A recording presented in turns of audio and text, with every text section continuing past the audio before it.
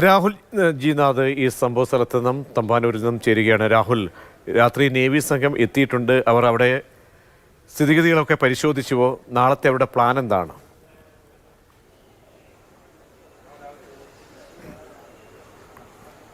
പ്രജീഷ്, നാവിക സംഘം 7 അംഗ സംഘമാണ് ഇവിടെ എത്തിയത്. ആദ്യം തന്നെ അവർ സ്കൂബ ടീമിനൊപ്പവും ഫയർഫോഴ്സിനൊപ്പവും ഒക്കെ പ്രാഥമിക വിവരങ്ങൾ കൈമാറി. അവർക്ക് വിവരങ്ങൾ കൈമാറിയ ശേഷം നാവികസേനയുടെ പ്രതിനിധികൾ വന്ന് അപകട സ്ഥലം, അതായത് നാളെ പരിശോധന നടത്തേണ്ട സ്ഥലങ്ങൾ അവർ നോക്കി. അതിനുശേഷം പദ്ധതികൾ അറിയിക്കാമെന്ന് പറഞ്ഞു. ശേഷം വീണ്ടും ചർച്ചയിലേക്ക് കടന്നു. അപ്പോഴാണ് മന്ത്രിമാരെത്തിയത്. മന്ത്രി എം പി രാജേഷും പി രാജീവും എത്തി. ശേഷമാണ് തീരുമാനങ്ങൾ എടുത്തത്. അങ്ങനെ മേയറാണ് നമ്മോട് സംസാരിച്ചത്.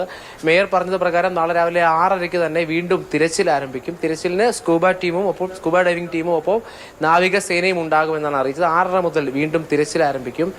നിലവിൽ ഒരു നിരീക്ഷണ സംഘത്തെ ഈ തോടിന്റെ 2 ഭാഗങ്ങളും നിയോഗിച്ചിട്ടുണ്ട്. മഴ ശക്തമായാൽ അല്ലെങ്കിൽ ഒഴുക്ക് കൂടിയാൽ ഇത്തരത്തിൽ കുടുങ്ങിക്കിടക്കുന്ന മാലിന്യങ്ങളാകട്ടെ അതൊക്കെ പുറത്തു വരാൻ സാധ്യതയുണ്ട്. അപ്പോൾ നീരൊഴുക്കിന്റെ ഗതി മനസ്സിലാക്കാനും അതിനെക്കുറിച്ച് വിവരങ്ങൾ നൽകാനും ഒരു സംഘത്തെ നിയോഗിച്ചിട്ടുണ്ട്. അതിനപ്പുറത്തേക്ക് 6:30 തന്നെയാവും നാളെ ഈ തിരച്ചിൽ തുടങ്ങാൻ കഴിയുക.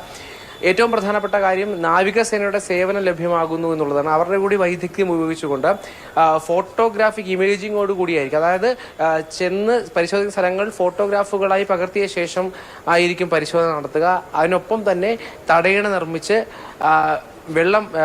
നിർമ്മിച്ച് മാലിന്യം നീക്കം ചെയ്ത് ഹിറ്റാച്ചി ഉൾപ്പെടെയുള്ള ഉപകരണങ്ങൾ ഉപയോഗപ്പെടുത്തി മാലിന്യം നീക്കം ചെയ്യുന്ന ഘട്ടത്തിലൂടെ അവർ നാളെ കടന്നുപോകും. അത്തരത്തിൽ ഈ പ്രദേശത്ത്, അതായത് പ്ലാറ്റ്ഫോം 1 മുതൽ 5 വരെയും അതിനപ്പുറത്തേക്ക് പവർ ഹൗസിന്റെ ഭാഗത്തേക്കും പൂർണ്ണമായി ഒരു പരിശോധന നടത്തി ഇവിടെ നിലവിൽ പ്രതിസന്ധി ഉണ്ടോ, അല്ലെങ്കിൽ തിരച്ചിൽ നടത്തി ജോയി ഇവിടെ കുടുങ്ങി കിടപ്പുണ്ടോ എന്നുള്ള മറുപടി ലഭിക്കാനാണ്, അല്ലെങ്കിൽ അതിന് കൃത്യമായ ഉത്തരം ലഭിക്കാനാണ് നാളത്തെ തിരച്ചിലെന്ന് നമുക്ക് മനസ്സിലാക്കാം.